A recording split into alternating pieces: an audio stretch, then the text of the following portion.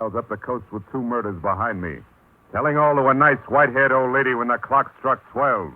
From the pen of Raymond Chandler, outstanding author of crime fiction, comes his most famous character in The Adventures of Philip Marlowe.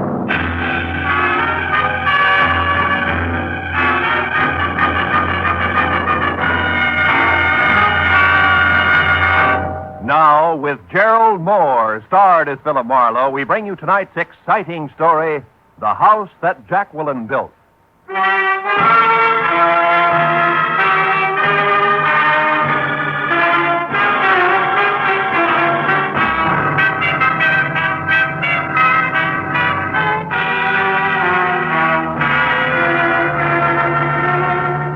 They say the end of an old year and the start of a new is a good time to take stock. To stand back and give yourself the once-over. Do a reissue on that tired list of resolutions. But for a private detective, that routine only means tallying up the times you've dirtied your hands on someone else's murder or dirtied your brain with their schemes. So you let the hide on your heart grow a little thicker, pull the part of your mind that feels things a little farther back into its shell, and maybe plan on later hunting up a cup of kindness or two someplace. But even that has a price tag on it these days. So there was work to do and a fee to collect before I could pick up the tab on an evening's fun. Hey, you're a detective? That's not a fair question. Won't you sit down? That's fantastic. I tell you, I'm going crazy with this horrible trick of fate. What's the matter? What's going on? The house, it's gone. It's vanished. What And house? all the papers are with it. Years of research, months of grueling work in the jungles, volumes of precious notes, all gone. Whisked away from the very heart of a teeming city, an entire house. Now, look, if you just sit down and tell me who you Price are, is no object. I must have action. I must locate. Who are you? Professor Felix Piper. What's all this talk about jungles and research? Botanical research, tropical herbs in South America. Years of it all for nothing now because the house has disappeared. Look, you said that several times. Now, look, You investigate things. You've had experience. I want to hire you now. I go to where a house should be, a house in which I myself have stood. And what do I find? A vacant lot, a hole in the ground. And all I... my Professor, heart. take it easy. My heart. Here, come on over to the couch and lie down. Take it easy, will you? Yes, I will. Thank you. Oh, I'll be all right. It's all been such a shock. Oh, Stuyvesant's sudden death. A long trip to get our papers and then to find the house gone. Yeah, I know. Now, look, if you just lie there a few minutes until you feel better, we'll start over. A little closer to the beginning. That's all right. Oh, Professor, what's the matter? What's happened here? Well, the date our house has disappeared, and the professor's collapsed trying to tell me about it, and Oh. Who are you? I'm Professor Piper's assistant. What do you assist him with? Stephanie, oh, I'm glad you got here. Yes, don't worry. It's nothing. I'll be all right. But let's not waste any more time. You've got to find out what happened to that house. Please, Professor Piper, don't excite yourself. Oh. Let me explain to the detective. Marlowe, Philip Marlowe. I'm Stephanie Fraser. Hello. Please, the house, Stuyvesant, the papers. All the right, papers, the Professor, all right. Yes, all right. Mr. Marlowe, I presume he got as far as telling you that for over a year we've been in South America, in the interior of Brazil, studying tropical herbs. Yeah, part of that got in there somewhere, I think. Yeah, but of course it did. Tell him about the house, Stephanie. One step at a time, Felix. Now, look, Professor, I've got something here that'll do you the world of good. Ah. Me, too, I think. Now, try this.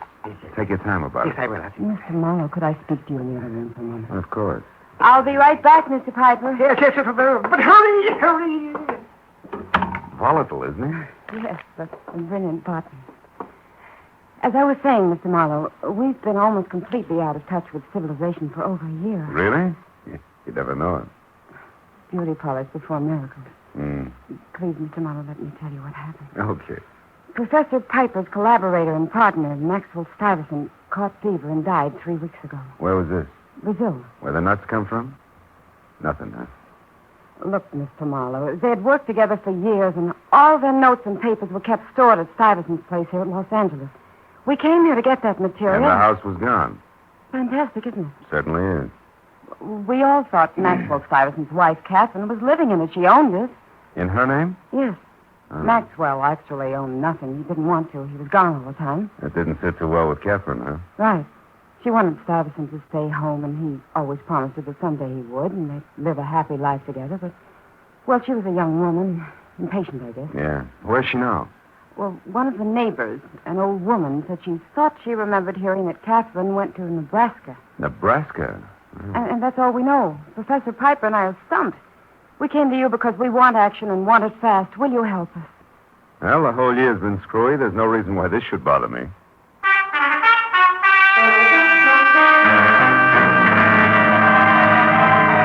Tracking a runaway residence through the metropolitan wilds of Los Angeles didn't sound so tough. So after Stephanie gave me the address 8840 on Orange Drive and told me that she and the professor could be reached at Villa 3 in the Wilshire Gardens, I got in my car and drove out Orange Drive to where a house numbered 8840 should have been. I found that said house had been moved out 6 months ago, and in the middle of the night, too. But where, why, or who had done the job, nobody knew. Until I got around to a Mrs. Elma Lathrop, whose house backed the Stuyvesant place from across the alley. She blocked her front door with a waistline that said she'd never heard of Rye Crisp. Gave me an eye as warm and as sympathetic as an ice cube. Remember that? Huh. I should hope to tell you I remember. Craziest thing I ever saw. Them men working all day and all night, getting that little house up on rollers and out of there. I'd like to know what all the rush was about. So would I. You wouldn't happen to know where they took it, huh? No, I wouldn't. That Catherine Stuyvesant wasn't a very sociable type person. But if that's the way she wants to be, it's all right with me. That's good. Now, look, I don't suppose you'd know who she sold it to. Nope. What company did the moving? Oh, wouldn't I, though? It's the Gilligan Wrecking and Moving Company, and believe you me, the name fits. Them clumsy oxes. In such a rush, they backed a big truck over my pomegranate tree. A beautiful, full-grown tree in the pink of health. Did I make them pay? I'll bet. Now, you listen. Have I a choice? I tracked that outfit down and made them shell out through the nose for that. Was I burned? Well, bully for you. Now, look, where is the Gilligan Outfits office, Mrs. Lathrop? At Adams and Rampart Street. 410 Rampart. 410, huh? But say, what's going on anyway? Why are you asking me all these questions? Well, frankly, I'm a pomegranate fancier myself, Mrs. Lathrop. Happy New Year.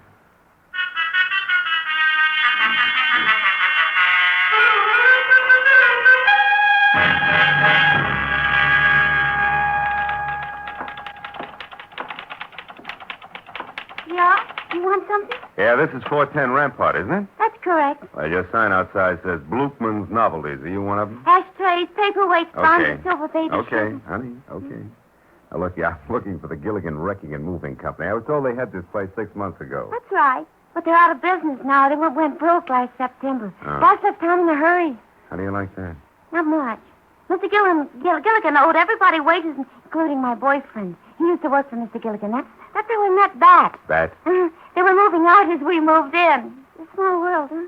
Getting smaller all the time. Now, look, I'd like to talk to your boyfriend, Miss, Bessie. Bessie.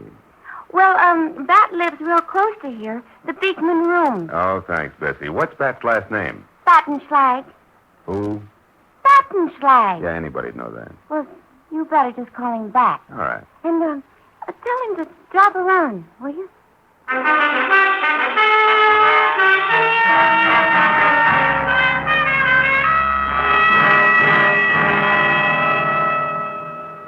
I wish I was a tender apple blossom, or sunshine. I wonder who wrote those lyrics. I wish it was the sunshine and the rain. Yeah, who is it? Name's Marlowe. I want some dope on a job the Gilligan Company did, Bat. All right, just a minute. Well, how did you get to me? Bessie. By the way, she said for you to drop around. Oh, yeah? Dumb dame. Don't I every night? Come on in, buddy. Excuse the robe. I was in the shower. Sure. Now, look, Bat, were you working for Gilligan 6 months ago?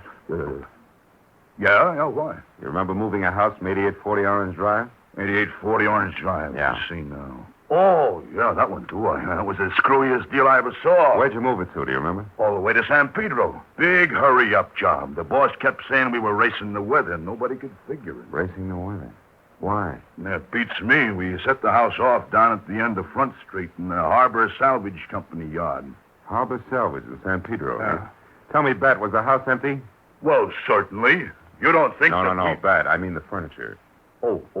Well, why? What's all the fuss? Well, some people are interested in locating that house. Oh, yeah. Oh, that's too bad. How come? Oh, I got a big hunch it didn't sit very long where we left it, buddy. The Pacific Ocean was only 6 inches from the back door.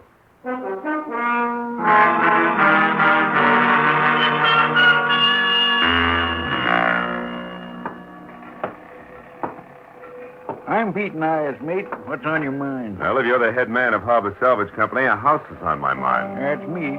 But I don't want any more house jobs. I did one this year, and that's plenty. 6 months ago, house delivered by Gilligan? That's it, mate. And I did a masterpiece, if I do say so myself. Sure wouldn't chance it again, though. Too shifty. Never mind your career. What happened to that house? What happened? Why, I loaded it on that old woman's barge. What old woman? As I was saying, I loaded it on that old woman's barge, battened it down, ship-shape in the last 2 days of good sailing weather, and sent her out to sea. You mean that house left here on a barge? That it did, mate. Bound for the Golden Gate in the upper arm of San Francisco Bay. Oh, fine. Little shrimp fishing town in the backwater there called Wilson. If I remember right, it's on San Pablo Bay, about 15 miles north of Berkeley. Oh, now do you mind telling me who the old woman was who owned that barge, Nias? Not a bit. Kindly old soul she was, named Jacqueline Built. Went aboard with the house and waved goodbye from the front door she pulled out. All smiles, too. What's the matter, son? You look like a deckhand who's lost his sea legs.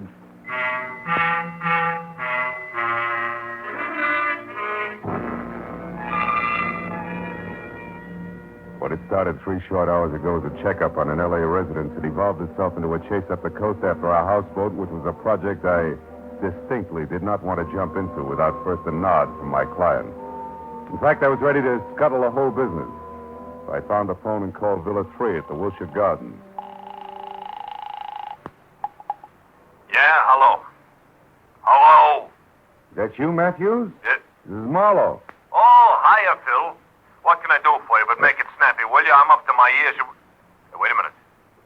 Phil, look, you called up here expecting someone else to answer, didn't you? Who? A guy named Felix Piper, maybe. Nice fit. What's the connection? Client, what fit? Ex-client, Marlowe. He's it. Somebody Huh? tagged him. Yeah, with a knife. A very fancy knife, like some Indians in Brazil use, the boys tell me. Oh. You better drop in here. Where are you now? San Pedro. What are you doing down there? Yeah, well, you wouldn't believe it, Matthews. Really, you wouldn't.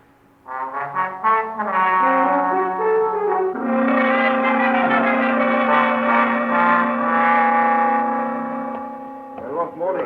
Yeah, see if we can get all of that bellhop now. Okay. Oh, hello, Marlowe. Hiya, Matthews. Any progress? Too soon. Anyway, I'm counting on you for that. Come on inside, have a look. Okay. When did it happen? A couple hours ago. Mm-hmm. What was his dodge, anyway? We found a club membership card lists him as a botanist. True? Yeah, as far as I know. Spent a lot of time in research in Brazil. Where the nuts come from? Nothing. Oh. Well, there's your client, Phil. Professor Felix Piper, and somebody nailed him right between the shoulders. Hey, Matthews. Hmm? Something's awful haywire. What do you mean? That's not the man who hired me.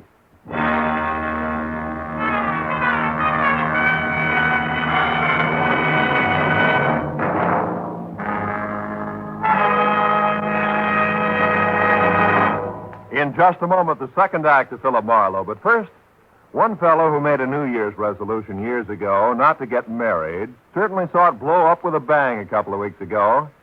Fellow by the name of Andy, of Amos and Andy, opened his mouth at the wrong moment, and there he was, married to the wrong woman. Listen for Amos and Andy's Bride on most of these same CBS stations tomorrow night. Now, with our star, Gerlad Mohr, we return to the second act of Philip Marlowe and tonight's story, The House That Jacqueline Built.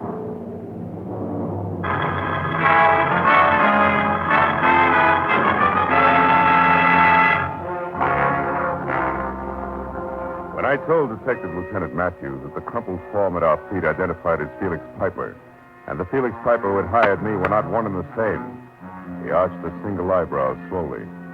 When I told him the rest of the story, both eyebrows practically leaped from his forehead. So all in all, it was 30 minutes of steady gab, my solemn word that what I had said was nothing but the truth, and a blunt reminder that a private detective's license is revocable before I was free to go back to my apartment on Franklin, while the police went to work. That made it exactly 4 p.m., when, key in hand, I reached for my front door lock, just as it swung in and away from me.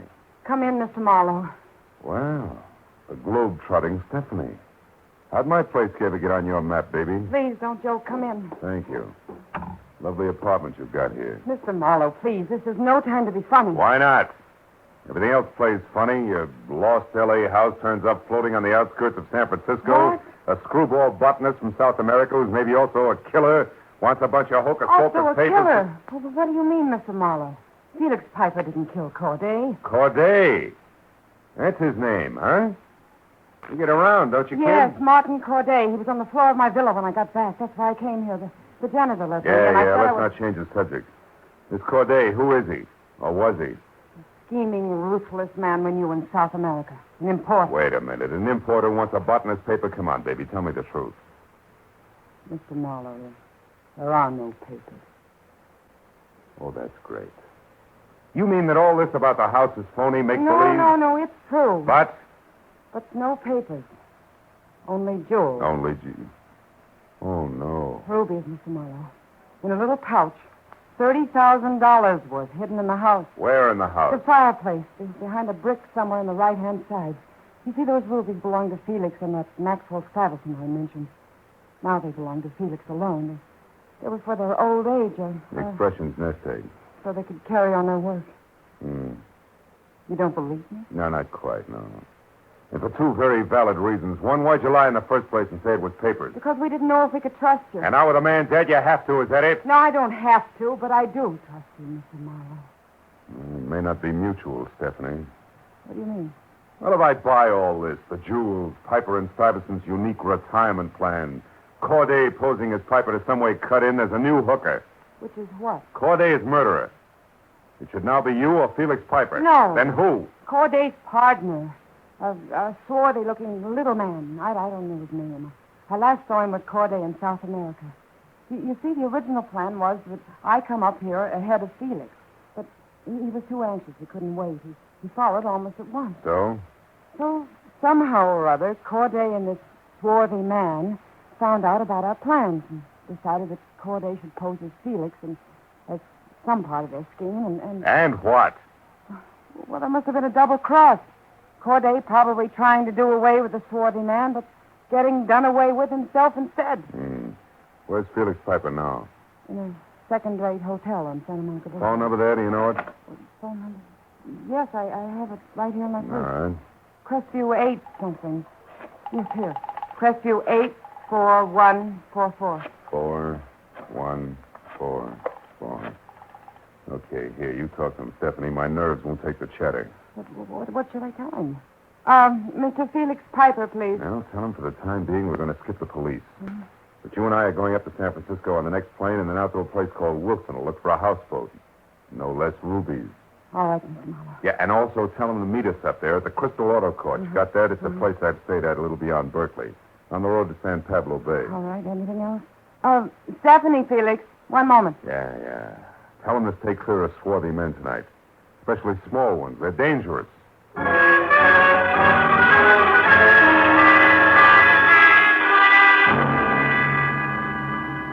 It was 2 hours and 30 minutes later when Stephanie and I drove into the quiet fishing village of Wilson on San Pablo Bay that hugged the bend of the sloping shoreline like it was afraid of falling in. Our best bet for information would be the local gas emporium. So I drove my rented car in at a round-shouldered one-pump station. Something freckled and gangling with a shock of flame for hair pulled himself out of a three-legged chair and, arms and legs working independently, wobbled over, braced himself against the car. Gas or just information, folks. Don't be ashamed. Everybody from out of town gets lost in Wilson. It's so big. Oh, he made it funny. Look, if that's the case, we'll own up right away, Red. We're looking for a houseboat. Yes. Well, then you better try the water. This boy kills himself, doesn't he? Look, Red, we're in a hurry. This houseboat belonged to a lady named Jacqueline Built. No more jokes, huh? Yeah, don't worry. There's nothing funny about that. Screwy old widow. Believe me, she's sad. Sad? Why? Well, about 6 months ago, she took every cent she had, went down to L.A., bought a house, and bought a barge, and put them both together and come back here. To do what? To sit. To do nothing. All day and all night long. She never leaves. You know why? Nope. Neither does nobody else. Except that her husband was an artist, painted sea pictures, so she liked it around the water. But she's nuts, I tell you. Acts like the place is... Well, acts like it's made of gold. Go. Now, look, Red, tell me, how do I get there? We're reporters from L.A. doing a story on her place. Oh, newspaper people, huh? Your reporters usually are, boy. Well, that's different. Smart, Allan. It's 1 block straight ahead, then right, and down to the bay. Thanks, Red. Happy New Year. Yeah, it sure is.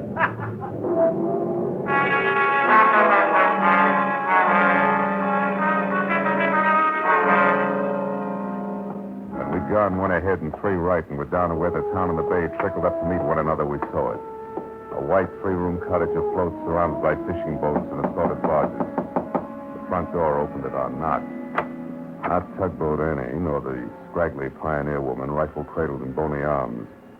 Just anybody's grandmother, and under a white lace shawl at that. Yes, sir. Can I help you? Well, yeah, I believe so. You're Mrs. Beatty, huh? That's right. Mrs. Jacqueline Built. Oh, well, I'm Philip Marlowe, Mrs. Beatty. This is Miss Stephanie Fraser. How do you do?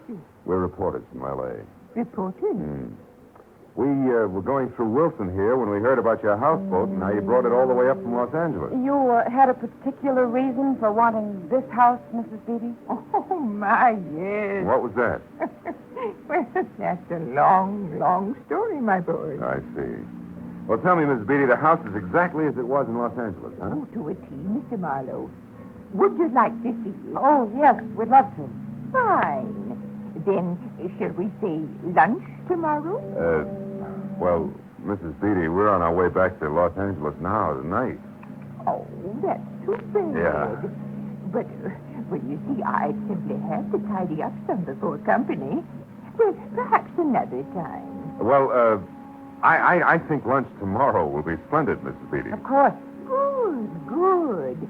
Then until midday tomorrow, we'll have a buffet for the 3 of us in front of the fireplace. Good night, Miss Fraser. Good night. Mr. Marlowe. Good night, Mrs. Beatty. Well, is it just a sweet old lady? I don't know. But when will we? I'll learn about midday tomorrow. Come on, let's get back to the Crystal Auto Cart and your boss. Felix Piper out and alone is a combination that worries me plenty.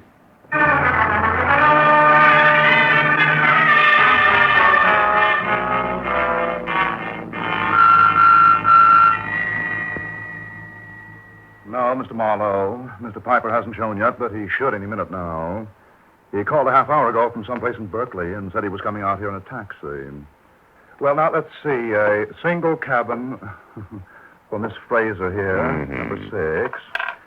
And a double, number 11, for you and Mr. Piper. Right, Mr. Marlowe? Yes, that's right, Mr. Crystal. Okay. Now, Miss Fraser, if you'll come along with me, I'll show you the way. Be back in a minute, Mr. Marlowe. I'll just tidy up Phil. Then I'll come back here and wait with you for Felix. I'm so worried. Yeah, I know. Well, he'll be all right once he's with us. I hope so, Phil. Oh, Mr. Crystal, can I call L.A. on this phone here? Oh, sure, Mr. Marlowe. Long distance is 110.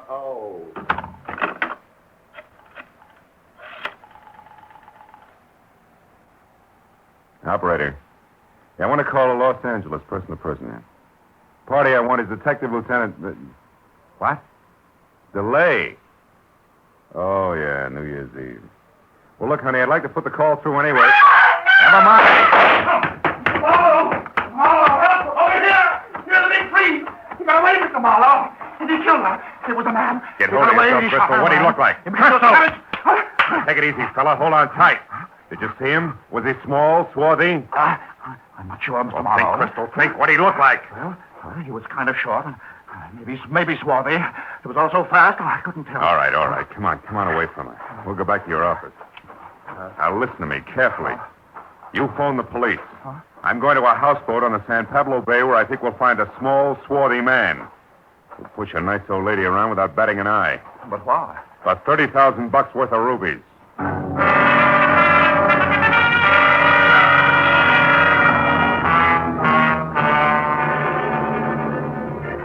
After I'd met Felix Piper and told him what had happened to Stephanie and brought him up to date on everything else, I slammed my right foot down hard on the accelerator and kept it that way until we were back at San Pablo Bay out of the car and running toward Jacqueline Beatty's houseboat, where I figured the swarthy man who seemed to know every move might show.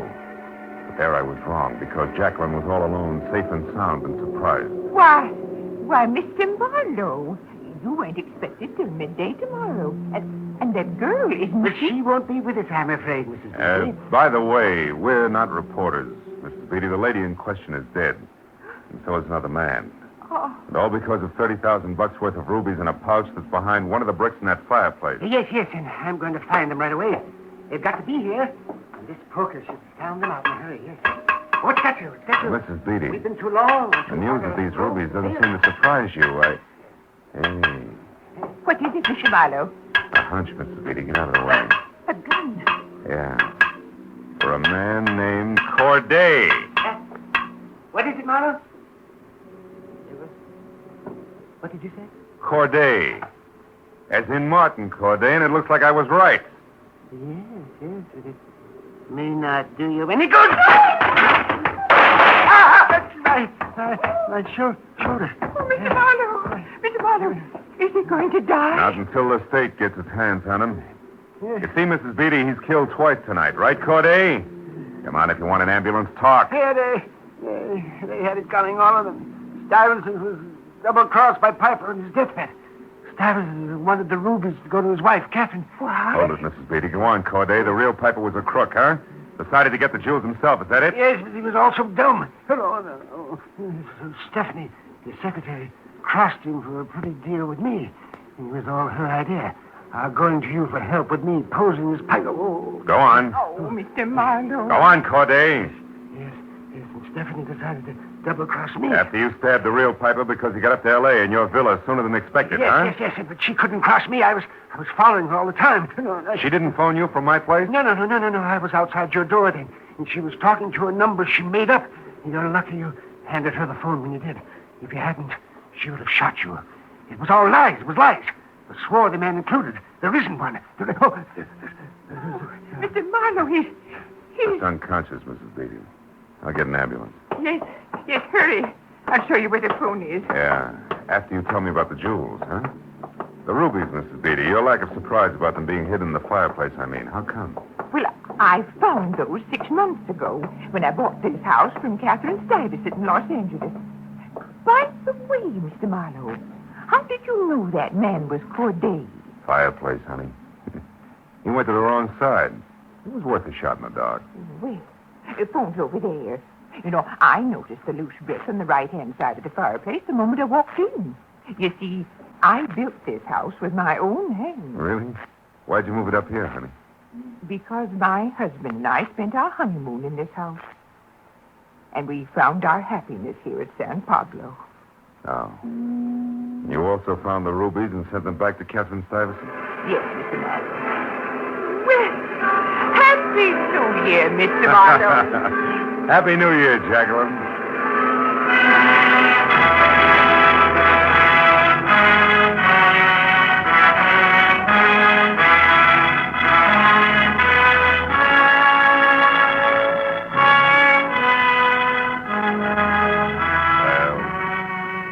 By the time I'd said goodbye to Jacqueline and walked outside, the first sun of 1950 was glinting across the waters of the bay. 1950. Another chance for Marlowe and for the world. I hope we both do better with it this year.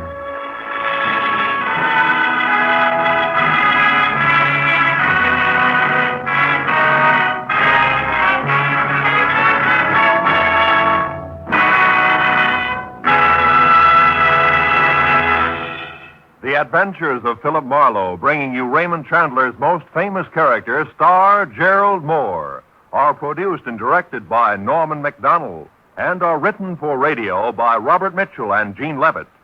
Featured in the cast were Lois Corbett, Howard McNear, Georgia Ellis, John Daner, and Parley Bear. Detective Lieutenant Matthews is played by Larry Dobkin. The special music is composed and conducted by Richard Orant. Be sure and be with us again next week when Philip Marlowe says... This time each carried a torch, and each was burned by it. The heel, the hero worshiper, and the hard-bitten blonde. And all because of a woman already 2 days dead.